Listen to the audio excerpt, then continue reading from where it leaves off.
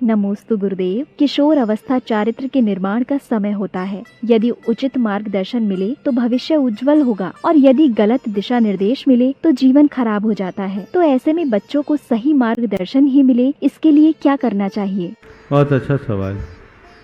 किशोरावस्था में व्यक्ति बनता भी है, बिगड़ता भी, और उस समय माँ बाप को उनके पालन पोषण के प्रति अत्यधिक सावधानी रखनी चाहिए। न तो उन पर ज़्यादा नियंत्रण होना चाहिए और न ही उनके साथ अधिक खुलापन। उन्हें आज अंकुश युक्त आज़ादी देनी चाहिए। अंकुश युक्त आज़ादी का मतलब उन्हें स्वतंत्रता तो दे, पर साथ साथ उन पर नज़र भी रखे। उनको स्वतंत्र रखे पर स्वच्छंद न होने।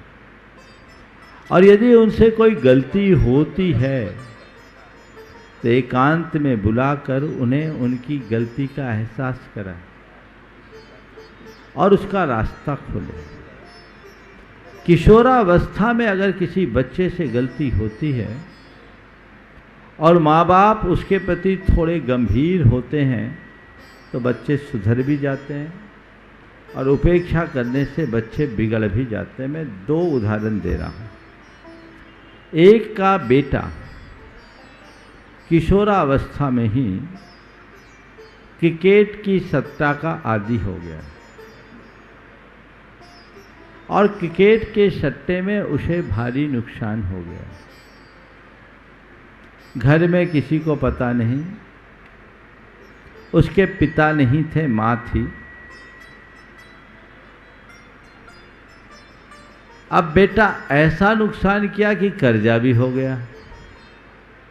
एक दिन माँ को कहीं से मालूम पड़ा। माँ ने बेटे को बुलाया। अब बेटे से पूछा कि बेटा तूने ऐसा कुछ किया है क्या? मैं कुछ दिनों से तुझे परेशान देख रही हूँ, बात क्या है? पहले तो बेटा टाला, पर माँ के कुरेदने पर बेटा ने जो वास्तविकता थी बता दी। उस परिवार के गार्जियन उसके बड़े पिताजी थे और ये पता था कि अगर ये बात बाहर जाती है तो बेटे का भविष्य अंधकार में हो जाएगा और बेटा नहीं सुधरता है तो भी अंधकार में हो जाएगा। माँ ने बहुत विवेक से काम लिया और बेटे से कहा, देख बेटा, तूने जो गलती की है बहुत बड़ी गलती की है। मैंने कभी ऐसा सोचा नहीं था और तूने मेरे सारे संस्कारों को धूल में मिला दिया। पर बेटा मुझे तुझ पर भरोसा है, तू मेरा बेटा है। तुझे किसको कितना देना है मुझे बता, मैं सबको पाई पाई चुका दूंगी। एक बार बुला करके सबको सामने हिसाब खत्म कर, लेकिन एक संकल्प तुझे लेना होगा कि अब दोबारा ऐसा काम कभी नहीं करूँगा। माँ ने ऐसा कहा, बेटे के आंखों में आंसू। उसने माँ के पैर पकड़ लिए, बोले माँ अब तुझे कभी ऐसा दिन देखना नहीं पड़ेगा। मैंने एक बार गलती की, अब पुनरावृत्ति नहीं करूँगा। और माँ ने उसके पूरे देनदारी को चुकाया। बेटे को समझ में आ गया, बेटा संभल गया और आज उनका पूरा कारोबार वही बेटा संभाल रहा है। ये एक सकारात्मक संवेदनशील व्यवहार का उदाहरण है, उसका जीवन संभल गया। और एक दूसरा ऐसा उदाहरण जिसने बेटे ने ऐसा काम किया, माँ ने उसे ढांक लिया। ठीक है, किसी को बताया नहीं, बेटा माँ को अपने वाग जाल में फंसाता रहा। स्थिति ये हुई कि पूरा घर बर्बाद हो गया। आज वह प्रतिदिन शराब पीता है, नशा करता है और अपने माँ बाप के साथ भी बड़ा क्रूर व्यवहार करता है।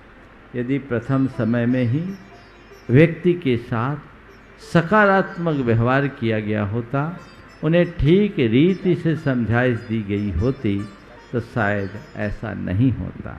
तो हमें वो देखना चाहिए कि किस व्यक्ति के साथ क्या गलती हुई। और किशोर अवस्था में प्रायः गलती होती है, वो करते नहीं। लेकिन उसे प्रारंभिक अवस्था में आपने ठीक तरीके से समझा दिया और बच्चों को सजा देने की जगह सीख देने की प्रवृत्ति अपनाई, तो बच्चों में सुधार की संभावना बढ़ जाती है। और यदि उसकी जगह आपने उन पर दबाव दिया या उनके बारे में 4 लोगों से उल्टी सीधी बातें कहना शुरू कर दी, तो उसे संभाल पाना बहुत मुश्किल होता है। नमोस्तु गुरुदेव कहते हैं कि वंश का होना जरूरी है, लेकिन यदि वही बेटे माता पिता की जिम्मेदारी एक दूसरे पर छोड़ते हों, तो क्या ऐसे वंश का होना सही है?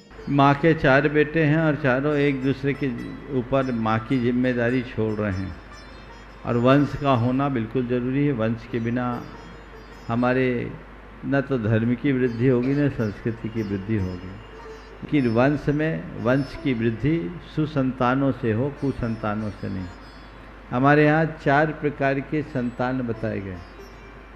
एक अतिजात पुत्र, दूसरा अनुजात पुत्र, तीसरा अवजात पुत्र और चौथा कुलांगार।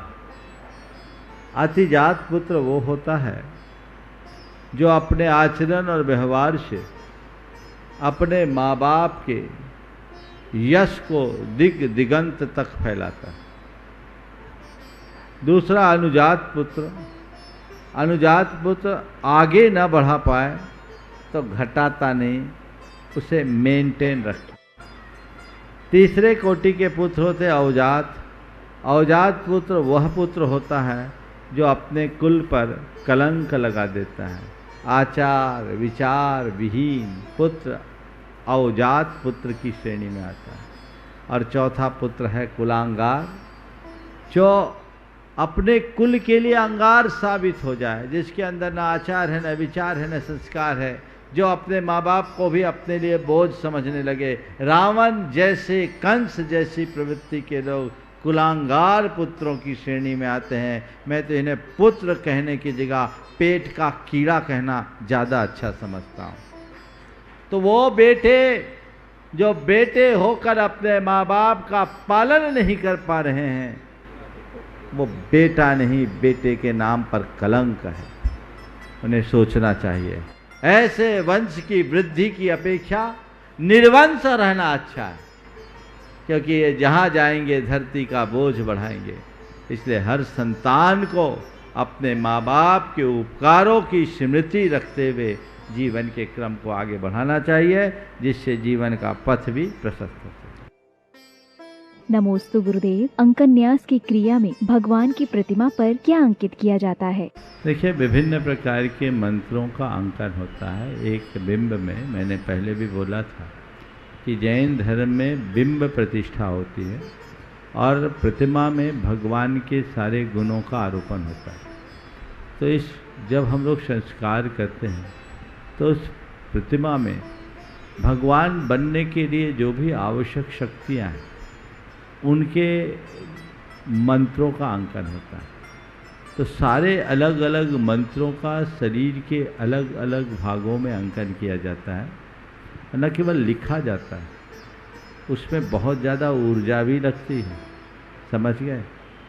ये क्रियाओं में बहुत ऊर्जा लगती है। अभी हम लोग लगातार लगभग 1.5 घंटा 2 घंटे संस्कार करके आए, और हम लोग देख रहे हैं कि अंदर से ऊर्जा बहुत लगी है। लेकिन ये ऊर्जा हमें भी ऊर्जावान बनाएगी। ये शक्ति है मंत्र की। नमोस्तु गुरुदेव, जीवन को संभाल कर रखने का क्या उपाय है? अपने जीवन को संभाल के रखना है तो इसका एक ही उपाय है कि हम इसकी दुर्लभता को जानें और ये समझ लें कि गांठ का धन खोकर पाया जा सकता है, जीवन को खोकर नहीं पाया जा सकता। जिस मनुष्य के हृदय में इतना सा विवेक प्रकट हो जाए, उसे संभालने के लिए कुछ कहने की जरूरत नहीं होती, वो खुद संभल जाता है। नमोस्तु गुरुदेव, जैन धर्म और बौद्ध धर्म समकालीन होने के बावजूद बौद्ध धर्म भारत को छोड़कर विदेशों में छा गया और जैन धर्म केवल भारत में ही रह गया, ऐसा क्यों? ये बात सही है कि जैन धर्म और बौद्ध धर्म भगवान महावीर और बुद्ध के साथ माध्यम से एक साथ प्रवर्तित हुए। एक समय था जब भारत के बहुभाग में जैन धर्म था। भारत की बहुसंख्या जनता जैन धर्मावलंबी थी। बौद्ध भारत में हुए, लेकिन भारत से बाहर चले गए। इसके पीछे अनेक कारण हैं। एक बड़ा कारण तो यह है कि जैन चर्या ऐसी रही जिस चर्या के कारण भारत से बाहर जैन मुनियों की चर्या निर्विघ्न पलना मुश्किल थी, इसलिए जैन धर्म के प्रवर्तकों का भारत और भारत के साथ एशिया के कुछ देशों से आगे प्रहार नहीं हो पाया। दूसरा कारण राजनीतिक संरक्षण का अभाव। बौद्ध धर्म के पनप जाने के पीछे की वजह ये थी कि बुद्ध ने एक मध्यम मार्ग अपनाया, नाति काम नाति कष्ट का। वो मध्यम मार्ग सबको पसंद आ गया और इसलिए लोग उनकी तरफ अनुयायी बन गए। बहुत पहले एक शोध लेख पढ़ने में आया था, उसमें एक मूल विषय यही था कि बौद्ध धर्म भारत में आज क्यों नहीं टिका, बाहर क्यों, और जैन धर्म भारत में आज भी क्यों। उसमें बहुत सारे कारणों में एक उल्लेखनीय कारण था जो आज के संदर्भ में बहुत ध्यान देने योग्य। उन्होंने कहा बौद्ध ने मध्यम मार्ग बनाया तो सब साधु बन गए, उनका निर्वाह कराने वाला कोई नहीं बचा, इसलिए भारत में बौद्ध नहीं बचे। और भगवान महावीर ने मुनि धर्म और श्रावक धर्म दोनों का उपदेश दिया, तो उन्होंने मुनियों को बनाया तो उनकी चर्या का निर्वाह कराने वाले श्रावक रहे, इसलिए जैन धर्म बचा रहा। बाहर न जाने के पीछे की वजह तो मैंने बताया, राजनीतिक संरक्षण का अभाव और जलवायु की अव्यवस्था, ये दो कारण हैं। तो मैं आज के संदेश के रूप में ये कहूँगा कि जब तक श्रावक का श्रावक धर्म है तभी तक मुनियों का मुनिपना है, और जब तक श्रावक और मुनिपना है तभी जैन धर्म है। ये जिन शासन के रथ के दो पहिए हैं, इनका बराबर पालन होना चाहिए और जीवन को आगे बढ़ाना चाहिए। नमोस्तु गुरुदेव। सहन शक्ति की सीमा क्या होनी चाहिए, और सीमा से बाहर परिस्थिति बन जाए तो उसे कर्मों का उदय समझे या सुलझाने का प्रयास करें? मेरा तो ये कहना है, सहन शक्ति उसकी अंतिम सीमा तक बना कर रखना चाहिए और एक बोध वाक अपने हृदय में धार लेना चाहिए। जो जितना सहन करता है वह उतना समर्थ बनता है। तो हम सहन करके जो पा सकते हैं, संघर्ष करके नहीं। इसलिए उसे अंतिम सीमा तक सहना चाहिए और अपनी सोच को सकारात्मक बनाना चाहिए, खासकर तब जब ये सब घर परिवार में घट रहा हो। छोटी छोटी बातों से प्रभावित होकर जब लोग प्रतिक्रियाएं देना शुरू कर देते हैं तो जीवन बड़ा उलझ जाता है। यदि उस समय व्यक्ति ने थोड़ा संयम रखने की कला सीख ली और थोड़ा सहन करने की सामर्थ्य विकसित कर ली तो बहुत सारे बवाल बहुत सहजता से शांत हो सकते हैं। इसलिए हमें सहना चाहिए। हमारे गुरुदेव का एक बहुत सुंदर हायकू है, कहो मत सहो सही परीक्षा यही आपे में रहो। कहो मत सहो सही परीक्षा यही आपे में रहो। तो हम कहें नहीं, सहें। इसमें हमारे धैर्य की परीक्षा है। जो महान व्यक्ति होते हैं वे कभी अधीर नहीं होते, और जो व्यक्ति अस्थिर चित्त होते हैं उनके मन में कभी धैर्य नहीं होता। अपने अंदर की सकारात्मकता को विकसित करना चाहिए। अगर हमने अपने भीतर सकारात्मकता बना ली तो कठिनतम स्थितियों में भी हम स्थिरता रखने की सामर्थ्य विकसित कर सकते हैं। समझ लो।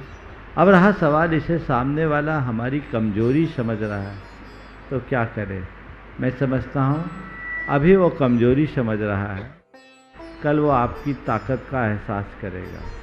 अगर किसी आपकी प्रवृत्ति को कोई आपकी कमजोरी मान ले तो मानिए, आप उससे प्रभावित होकर अपने आप को कमज़ोर मत बनाइए। एक सवाल पूछता हूँ, सहन करने वाला मजबूत होता है या प्रतिवाद करने वाला? तो आपने देखा कि सामने वाला मेरी सहनशीलता को मेरी कमजोरी मान रहा है और आप उससे प्रभावित होकर के प्रतिक्रियाएं देना शुरू कर दे तो आप मजबूत बनेंगे या कमज़ोर? अगर कोई आपकी कमजोरी को प्रकट कर रहा है, आपकी कोई कमजोरी मान रहा है और आप उससे प्रभावित होकर अपने आप को कमज़ोर बना रहे हैं कितना अंतर, वो तो आपको आपकी कमजोरी मान रहा है और आप अपने आप को कमज़ोर बना रहे हैं। कोई हमारी किसी भी प्रवृत्ति को चाहे कितनी बड़ी कमजोरी क्यों न माने, हमें अपने आप को कमज़ोर बनाने से बचना। नमोस्तु गुरुदेव, मंदिर में प्रतिमा जी विराजमान करने का क्या पुण्य फल होता है? देखिए, बात है पंच कल्याणक में भगवान को विराजमान करना। प्रत्येक व्यक्ति को अपने जीवन काल में एक जिनबिंब विराजने का भाव जरूर रखना चाहिए। सातिशय पुण्य के बंध के कारणों में जिनबिंब और जिन मंदिर के निर्माण को सबसे प्रमुख माना गया। जिनबिंब हम विराजमान करते हैं तो उसके निमित्त से जो भी अर्जित करेगा वह केवल पुण्य अर्जित करेगा, पाप नहीं। तो सभी के पुण्योपार्जन का हेतु माना जाता है।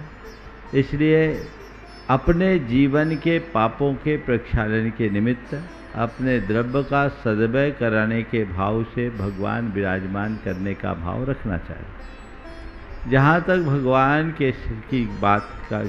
की बात है, हमारे अनंत भगवान है, जितने सिद्ध परमात्मा हुए सभी भगवान हैं, पर मूल आराध्य 24 तीर्थंकर हैं जिन्हें हम अपने मंदिरों में मुख्य रूप से विराजमान करते हैं और हमारी परंपरा में इन्हीं 24 की आराधना की व्यवस्था है। लेकिन इनके साथ भरत और बाहुबली की जो आजकल चलन हो गई, उसके पीछे यह है कि ये दोनों महान पुरुष हैं। पहले कामदेव महापुरुष बाहुबली हुए, जिन्हें युग के आदि में भगवान ऋषभदेव से पूर्ण निर्वाण का लाभ मिला और उन्होंने युग की आदि में 1 वर्ष तक एक स्थान पर स्थित होकर कठोर तप किया। और भरत चक्रवर्ती इस धरती के पहले चक्रवर्ती हुए, जिनके नाम से इस धरा का नाम जो आर्यावर्त था, भरत क्षेत्र पड़ा, भारत देश पड़ा। ऐसे महापुरुष और भगवान ऋषभदेव के ये दोनों पुत्र थे। इसलिए ऋषभदेव के साथ साथ भरत और बाहुबली भगवान की भी प्रतिमाएं विराजमान की जाने लगी, पर इन्हें कहीं मूल नायक के रूप में स्थापित नहीं किया जाता। कहीं भी हो तो भगवान आदिनाथ के साथ इन्हें जोड़ा जाता है। तो ये हमारे आराध्य के रूप में है और इनको हम सामने रखकर अपनी व्यवस्था को और अधिक व्यवस्थित कर सकते हैं। इसलिए ये व्यवस्था यहाँ पर दी गई है और तदनुरूप सारी प्रक्रियाएं संचालित होती है। तो अपने जीवन में एक बार भगवान विराजमान करना चाहिए। मैं आपके माध्यम से यहाँ पर जिन लोगों ने और इसके पहले भी जिन लोगों ने भगवान विराजमान किया है, उन सबको आशीर्वाद देता हूँ कि अभी भगवान विराजमान करने का पुण्य जगह है। ऐसी पात्रता बढ़े कि कल तुम्हारे भीतर की भगवत्ता भी उद्घाटित हो सके और अपने जीवन का उद्धार हो सके।